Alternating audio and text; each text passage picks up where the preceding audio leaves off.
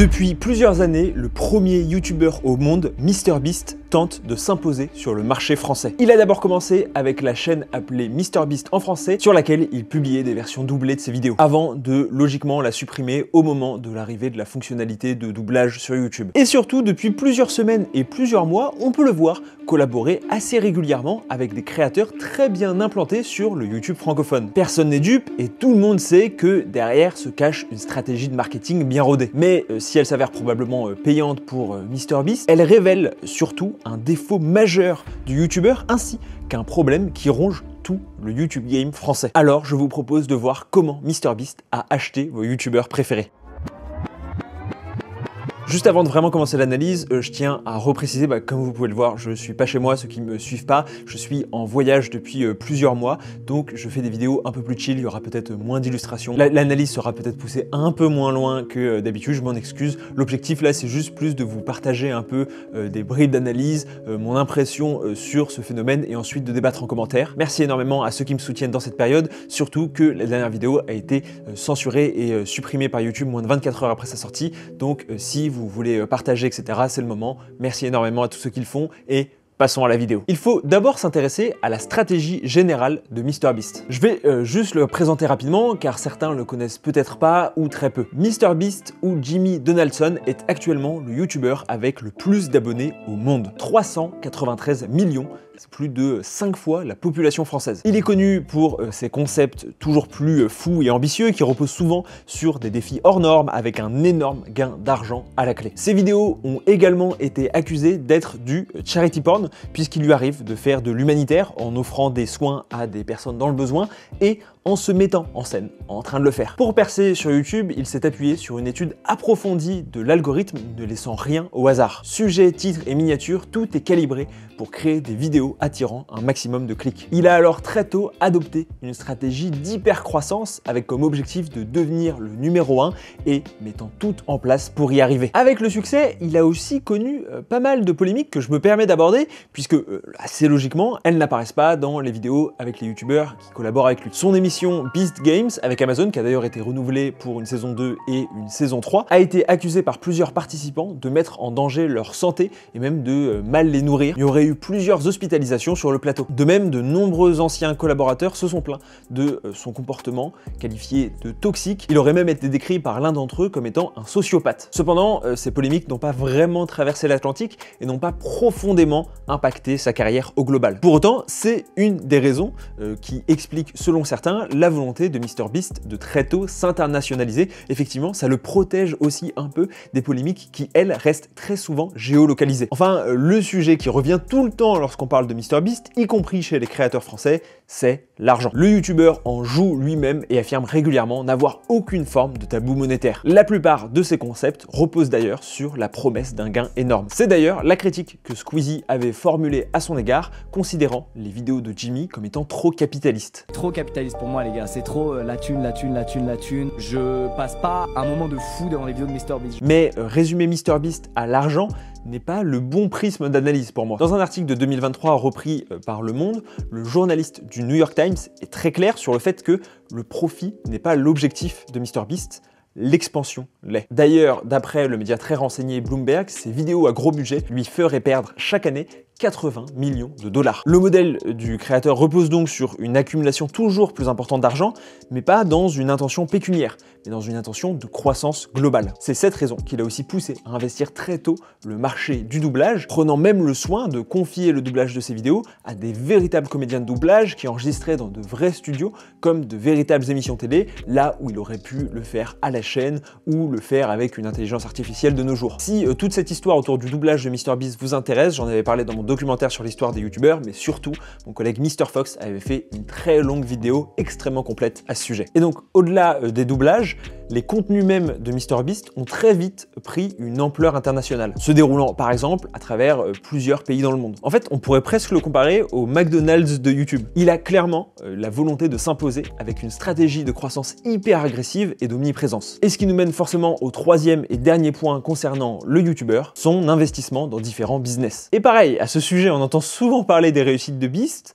moins de ses échecs. Parce que tout commence véritablement en novembre 2021, lorsqu'il lance MrBeast Burger, des dark kitchens partout aux États-Unis, donc disponibles exclusivement sur les services de livraison. C'est un énorme succès, plus de 300 points de livraison ouvrent et génèrent plus de 100 millions de dollars la première année. Sauf que cette immense croissance a un prix. Très vite, des problèmes de qualité et de livraison se posent. Des burgers crus ou au contraire brûlés. Au final, en juillet 2023, MrBeast attaque en justice la société qui gère la marque pour atteinte à son business. Sachant que VDC, donc la société en question, avait attaqué MrBeast pour ne pas avoir fait assez la promotion de la marque. L'échec de MrBeast Burger montre alors les limites du modèle purement scalable avec une logistique au final peu contrôlée. Mais ça n'a pas arrêté Jimmy qui en janvier 2022 lance Feastables, sa marque de chocolat. Son argument principal étant le fait de ne pas employer des enfants pour extraire le cacao. En 2024, Feastables a réalisé 250 millions de dollars de ventes et engendré plus de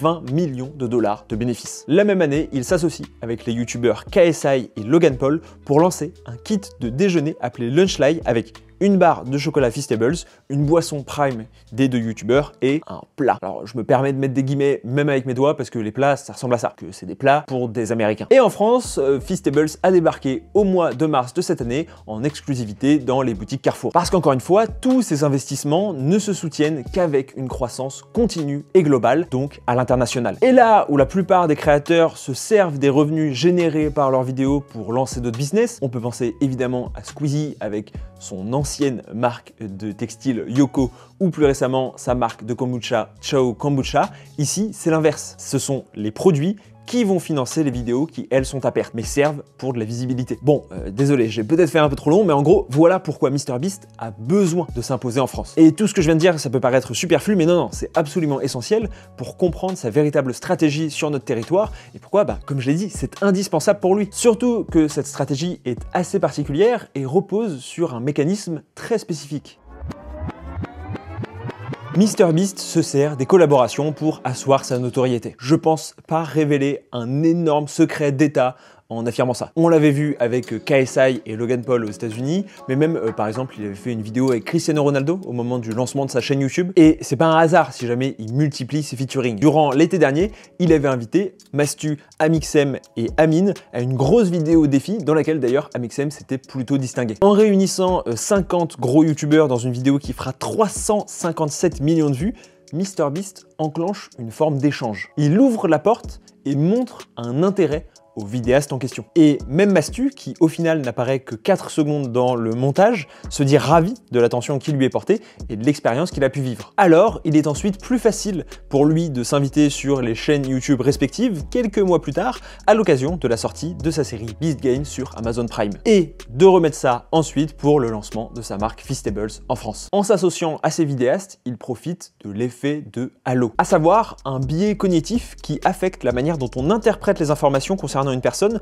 sur laquelle on s'est formé une impression positive globale. En gros, en découvrant MrBeast par le biais de créateurs de contenu qu'on apprécie déjà, avec lequel on a déjà ce fameux lien parasocial, forcément on a une première impression de lui beaucoup plus positive. Les youtubeurs en profitent alors pour lui conférer une forme de capital symbolique, une forme de légitimité à exister dans la sphère du YouTube français. En gros, l'échange est simple.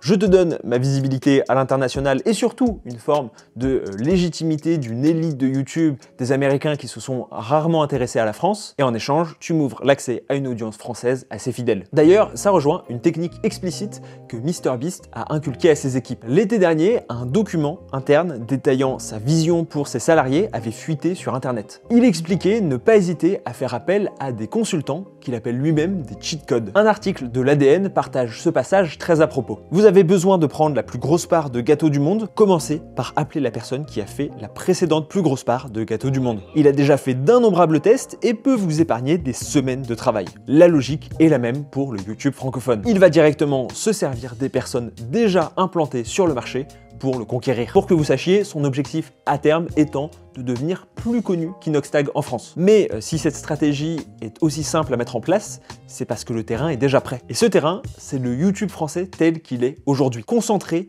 verrouillé et surtout ultra hiérarchisé. Depuis plusieurs années, on a vu une élite se former au sein du YouTube francophone. Non pas que le phénomène soit complètement nouveau ou inédit. Je veux dire, on peut se souvenir de la team des podcasteurs à l'époque, Cyprien, Natou, Norman, etc.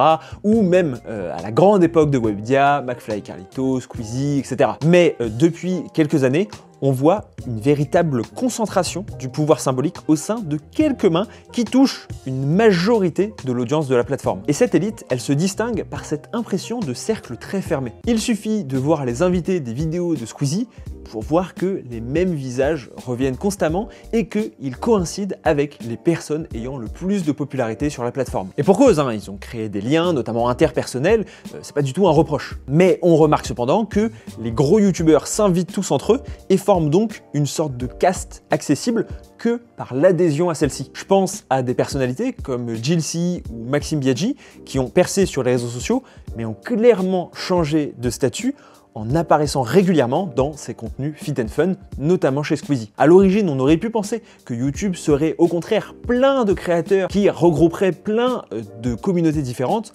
Or, on remarque que si c'est vrai dans une certaine mesure, tout en haut de cette forme de pyramide, il y a quelques gros créateurs qui représentent quasiment 90% de l'audience qui est sur YouTube. Et c'est parfait pour MrBeast qui n'a simplement qu'à identifier les profils faisant partie de cette élite et ensuite leur proposer une collaboration pour s'assurer de toucher le public le plus large possible. Là où dans un monde de YouTube extrêmement dispersé entre plusieurs gros créateurs, cela aurait été beaucoup plus difficile. Bon, le problème pour MrBeast, c'est que visiblement Squeezie est pas super ouvert à l'idée de collaborer avec lui. Mais ça ne l'a pas empêché d'organiser une grande soirée de lancement pour Feastables en face de la Tour Eiffel avec plein de youtubeurs qui justement font partie un petit peu de cette élite. Quasiment chaque vidéaste a alors pu faire un contenu avec MrBeast et il me paraît essentiel de revenir dessus. Parce que pour MrBeast, c'était surtout l'occasion de bénéficier d'une visibilité monumentale pour sa marque qui aurait en temps normal coûté plusieurs dizaines de milliers d'euros en placement de produits. D'ailleurs, c'est quand même assez étonnant de voir que certaines vidéos des youtubeurs en question sont sponsorisés par une autre marque. J'avais l'impression de voir une vidéo doublement sponsorisée, ce qui est quand même assez rare, notamment pour la marque qui a vraiment payé pour apparaître dans la vidéo. Je trouve ça un peu étonnant d'accepter d'être à côté d'une marque qui est mentionnée quasiment plus que celle du placement de produit et qui, en échange, n'a pas payé. Mais bref, je vais pas revenir précisément sur la story de Lena Situation où elle précise juste que c'est le multivers, parce que ça n'a pas beaucoup d'intérêt. Pareil pour le réel d'Océane qui relook MrBeast. Ça a le mérite de le montrer dans un environnement différent et de mettre en avant sa volonté de toucher une communauté très large, parce que le public d'Océane, c'est pas forcément le public qu'on imagine pour MrBeast, mais en tout, il doit prononcer 5 mots dans le réel, il n'y a pas forcément grand chose à en tirer. Non, clairement, les vidéos les plus intéressantes sont les vidéos YouTube avec Joyka, Mastu, Amixem et Fast Good Cuisine. Déjà, celle avec Joyka à l'occasion de la sortie de sa série pour Amazon. Elle me paraît essentielle car elle cristallise un peu tout le problème de ces collaborations. Visiblement, le tournage était très serré et court et Jordan a eu peu de temps pour se préparer, ça se ressent. Il a alors eu comme idée de rendre hommage à YouTunes, le concept où il faisait chanter des youtubeurs, mais cette fois avec MrBeast. La vidéo mettant en scène leur rencontre et la conception du morceau est extrêmement produite, et tout laisse penser qu'il s'agit d'une vidéo majeure pour la chaîne. Joyka annonce même dans la vidéo viser le disque d'or pour le morceau disponible sur les plateformes. MrBeast, fidèle à lui-même, l'incite même à aller jusqu'au disque de platine. Et à première vue, ça paraît pas déconnant. Des morceaux comme Mirador ou Time Time, réalisés dans le cadre d'une vidéo Squeezie, ont dépassé les 50 millions de vues sur YouTube et ont obtenu des certifications. Avec une audience aussi large que celle de MrBeast et la nostalgie du public de Joyka qui a connu YouTunes, il n'y a pas de raison que ça marche pas. Pourtant, le clip du morceau ne compte aujourd'hui que 2 millions de vues et la vidéo en featuring 3,5 millions de vues. Mais pareil pour les streams sur les plateformes, c'est pas exceptionnel. D'après l'outil ViewStats, la vidéo se classerait même 8e des 10 vidéos de Joyka de cette période. Alors, entendons-nous, je rêverais de faire ces chiffres. Et encore une fois, mon but n'est pas du tout de dénigrer le travail de Joyka, que ce soit son morceau ou que ce soit même l'idée, mais de comprendre les raisons derrière ce qui est, je pense, on peut l'affirmer, un échec. Pour moi, la raison principale est l'artificialité qui entoure le morceau. La réalisation, qui est superbe au passage, crée ironiquement une forme de distance avec le public. La musique a quelques éléments caractéristiques de MrBeast, mais toute la construction du morceau est faite par Joyka dans son coin où, avec ses collègues, la musique ne ressemble pas vraiment aux youtubeurs américains. Même les paroles, qui en plus sont pas les paroles les plus recherchées du monde, ont été en réalité écrites par un mec sur Fiverr. Et surtout, je peux comprendre l'ADN du défi porté par MrBeast, mais afficher directement que la volonté est de viser une certification, rend le tout un peu forcé. Surtout si on compare encore une fois à Mirador et Time Time qui n'avaient pas d'autres ambitions que d'être des bons morceaux un peu drôles et juste d'exister. La viralité, elle est venue après. Enfin, et c'est vraiment le point principal, même si le public français connaît MrBeast, il n'est pas spécialement attaché à lui. On retrouve ce même problème avec la vidéo détecteur de mensonges de Mastu. En plus de l'environnement publicitaire considérable, la vidéo manque d'enjeu,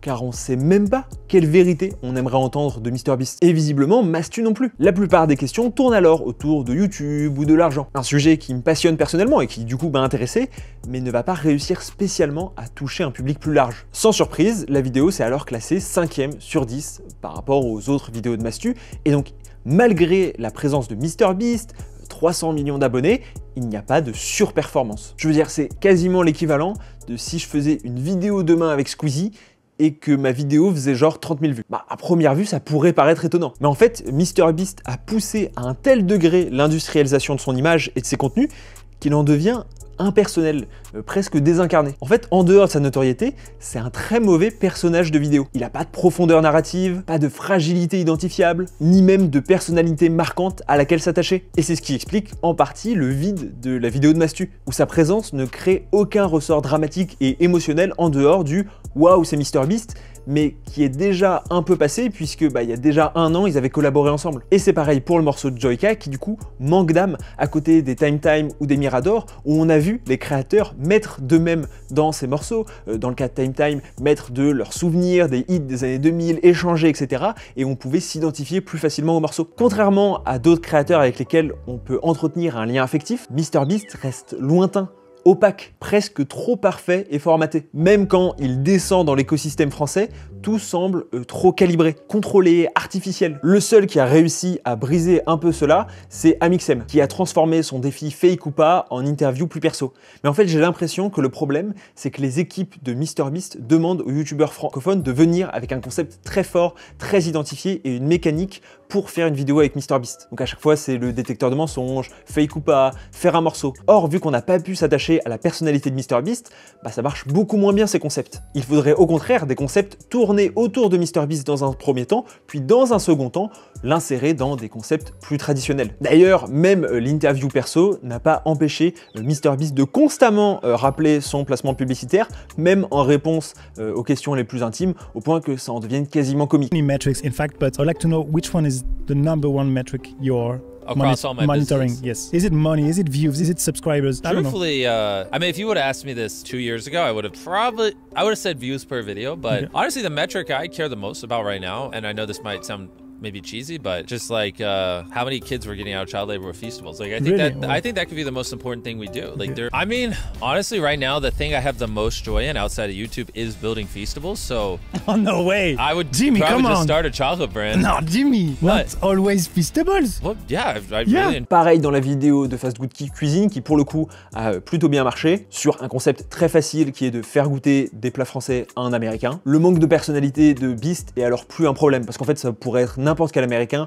Quoi qu'il arrive, ça intéresserait les gens d'avoir l'avis d'un américain sur les spécialités françaises. C'est un concept vieux comme YouTube. Et finalement, c'est ça qui rend le phénomène MrBeast si intéressant à décrypter. Car son succès et ses échecs en révèlent énormément sur le fonctionnement au global de YouTube et de la création de contenu. En fait, même bien plus qu'on pourrait le croire. Effectivement, comme je l'ai dit, MrBeast est bien le meilleur représentant de l'industrialisation de la création de contenu. Pour preuve, il a créé sa propre industrie, son propre Hollywood, à Greenville, la ville dont il est originaire, où il a plusieurs immenses hangars consacrés à ses bureaux et ses studios de tournage. Et en plus de la production, c'est la conception même des vidéos auxquelles il a appliqué une forme de taylorisme. Dans le document interne qui a fuité, on apprenait notamment que Jimmy portait une attention toute particulière aux minutes 1 à 3, puis 3 à 6 et 6 jusqu'à la fin des vidéos. Pour lui, la 3e minute représente ce qu'il appelle le moment de réengagement, où il annonce une surprise. On sait également qu'il s'emploie à produire de nombreuses vidéos qui ne sortiront jamais sur sa chaîne YouTube, car considérées comme pas assez efficaces. Comme j'ai dit, il se présente lui-même comme obsédé par l'algorithme, ayant passé des journées à l'analyser pour optimiser ses vidéos. MrBeast a donc bien une logique entrepreneuriale, mais surtout industrielle. Il applique à YouTube la logique d'hypercroissance des startups. Standardisation,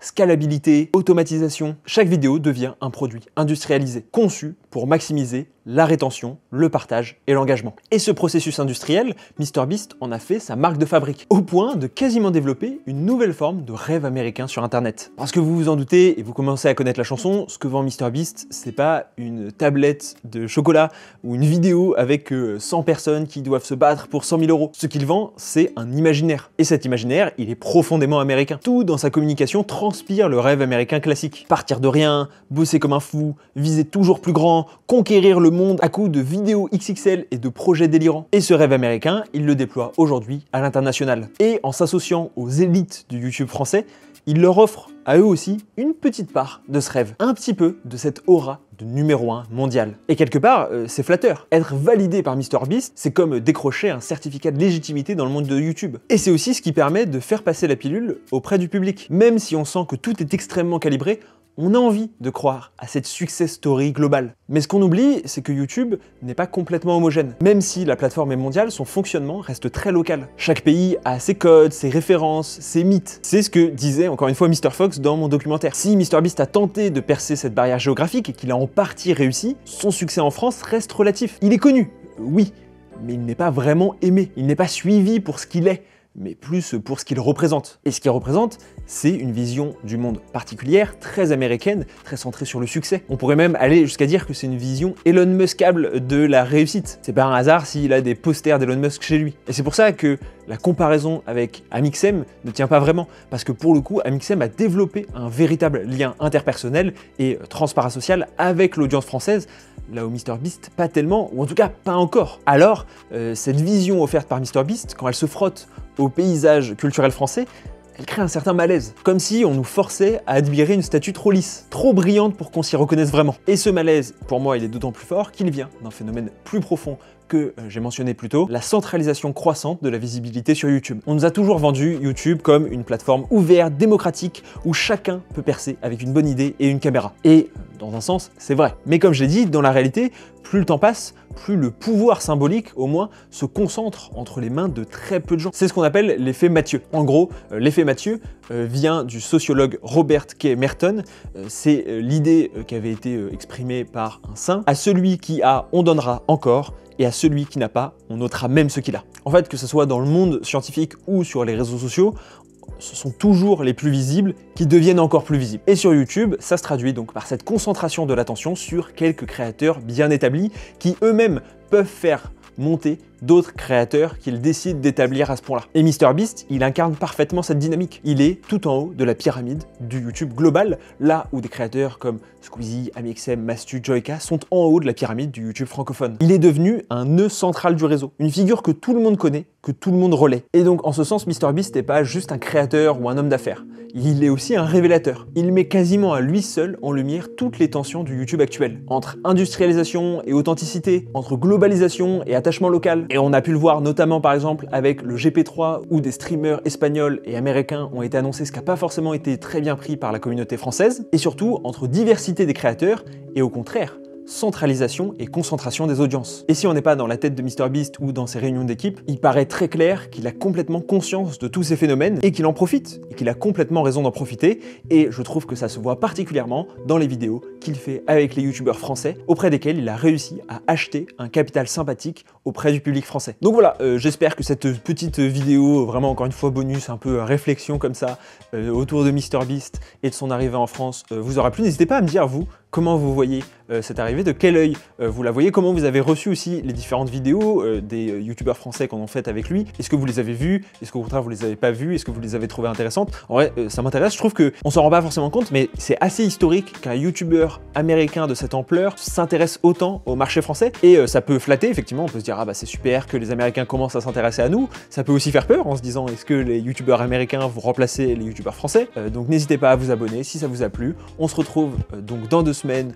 ou peut-être moins, pour une prochaine vidéo. En tout cas, restez branchés, ça sera dimanche à 15 h. C'était Adam Bros. Ciao!